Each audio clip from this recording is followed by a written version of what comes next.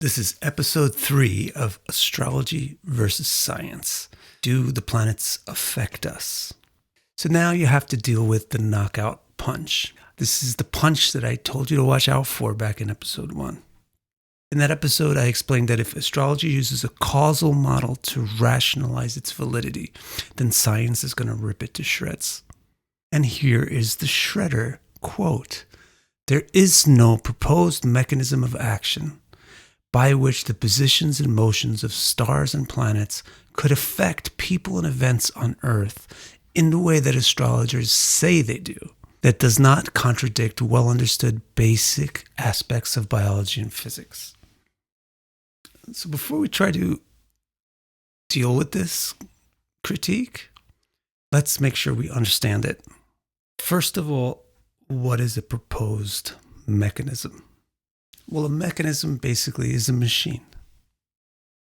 And a machine basically is a series of parts that affect each other to produce some kind of output. So you turn one thing, and that turns the next thing a little bit more, and then that thing turns the third thing even more, and your bicycle moves happily forward. Sciences like physics are called mechanistic because they assume that the world functions like a machine.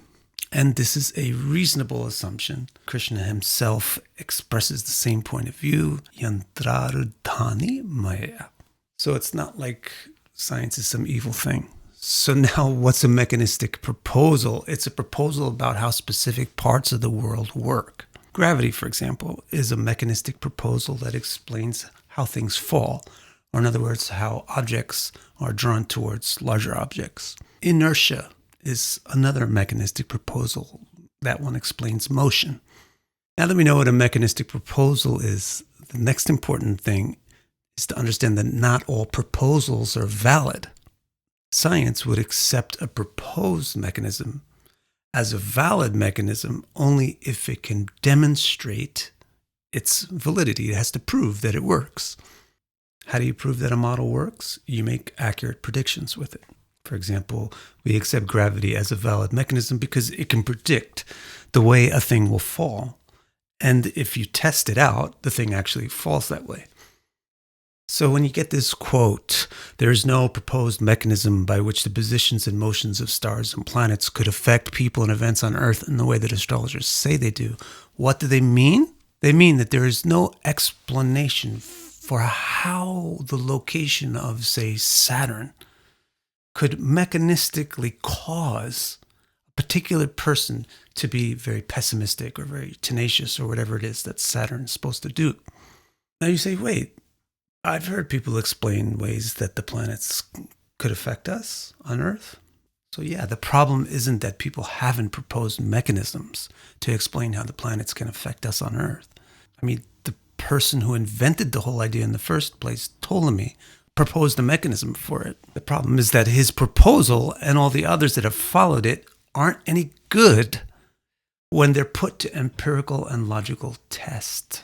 So what is Ptolemy's proposal?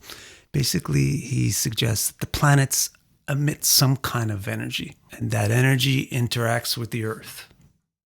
And then that affects the weather, and then that affects the natural world, and then that affects human behavior and events. So it sounds sort of plausible, but the problem is that neither Ptolemy nor anybody who has followed him has ever explained exactly what this energy is. And so it could never be verified. Some people say it's gravity. Well, Carl Sagan famously ripped that idea to shreds in his Cosmos television series. One significant problem is that gravity doesn't directly affect human behavior. Gravity affects how objects are drawn towards each other. And you're going to have to explain a whole lot of steps to get from objects being pulled towards each other to what kind of person you want to fall in love with. And each one of those steps is going to have to be rational and then empirically demonstrated to be true with experiments. Not only that, but another problem with this proposal is that it also violates astrological principles. For example, Saturn's gravitational effect on the Earth doesn't change over the course of a day. But astrological interpretations of Saturn's effect on people changes dramatically over the course of the day because all the houses change. Another problem with this theory is that Saturn's gravitational effect on the Earth is microscopic, especially compared to the sun's, which is enormous. Yet in horoscopes, Saturn can easily be as important or more important than the sun in a particular chart. So if we say, okay, it's not gravity, it's something else, then you have to answer the question, what else? What is it? And if you can't answer that question, then there's no way to prove that it exists. And if there's no way to prove that it exists, there's no way to make it a scientific statement. You can go ahead and believe in it anyway. That's an option.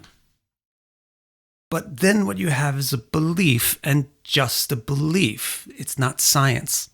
And maybe you're okay with that. Maybe you don't even care about science. And that's probably okay for you.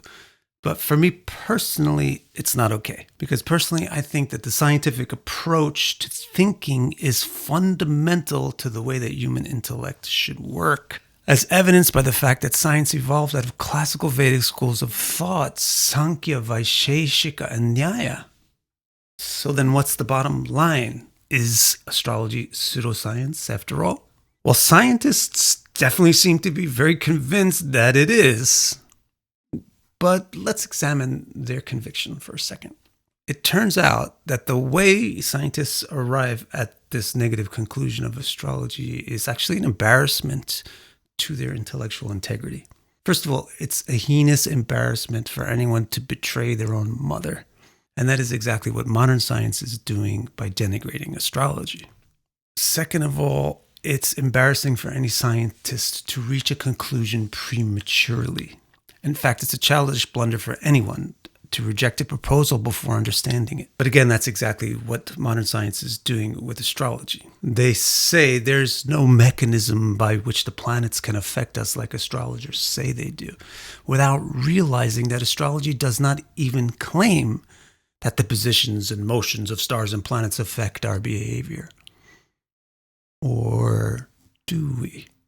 See, and that's really the sad part. Sure, it's annoying or sad that scientists don't fully and really understand astrology, but that's understandable. I don't fully really understand physics. The really sad part is if a physicist doesn't understand physics. And similarly, what's really a shame is that we don't really understand astrology. Honestly, it's our fault that scientists don't understand astrology, because we're the people who are supposed to defend and represent it, but we don't know what it is. How many of you watching this right now realize that astrology is not based on the idea that the positions and motions of stars and planets affect human behavior here on Earth? Honestly, most of you probably think astrology is exactly based on that specific idea, right?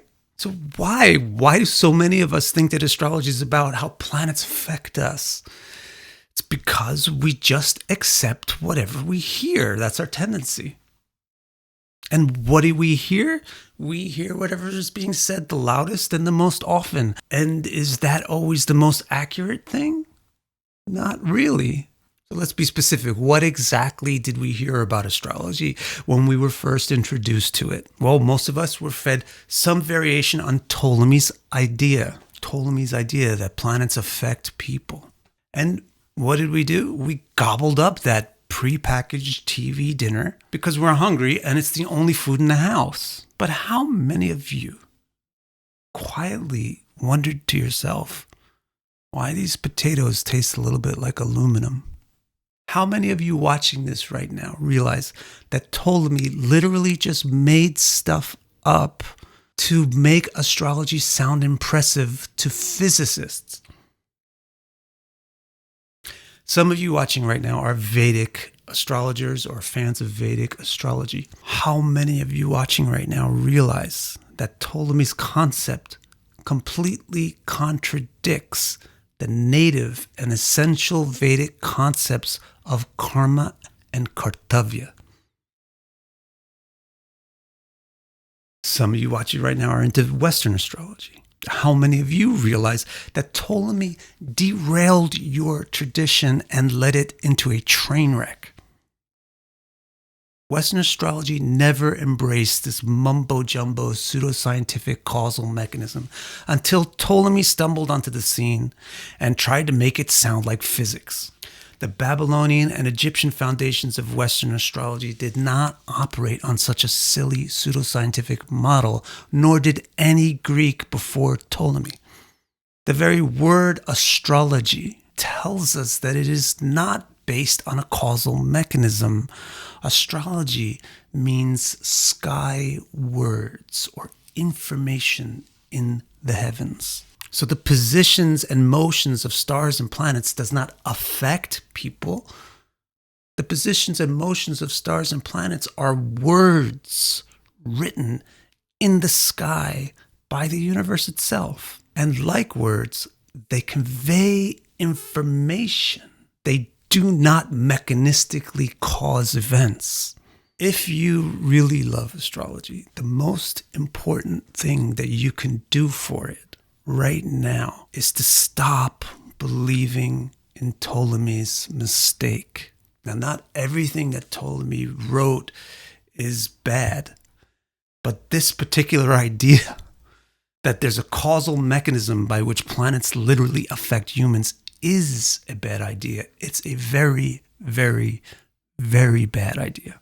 If you love astrology and want to see it flourish and improve in the future, the most important thing you can do right now is to stop thinking that planets cause any behavior or events. So what should you think then? What are the planets doing if they're not causing my behavior and events? What is the relationship between human events and planetary positions? Here it is.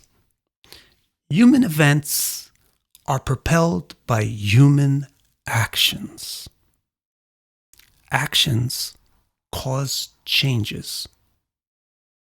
Change unfolds with time and is inseparable from time. And the positions of planets in the sky measure and describe the progress of time. Planetary positions therefore describe time, which describes change, which describes actions and events here on Earth. This is the original mechanism proposed by astrology. Is it a scientific model? It very well might be. And one thing that we can say for certain right from the start is that unlike Ptolemy's model, it's not unscientific. Why not? Because it doesn't violate any principles we see operating in the world. And it doesn't rely on any principles that we've never experienced and don't even know exist. So what is astrology really? Is it really the ways planets and stars affect us? No. It's not. Astrology is the language of the sky, a language spoken by time, describing itself. The better we understand this language, the better we can understand time, which means past, present, and future.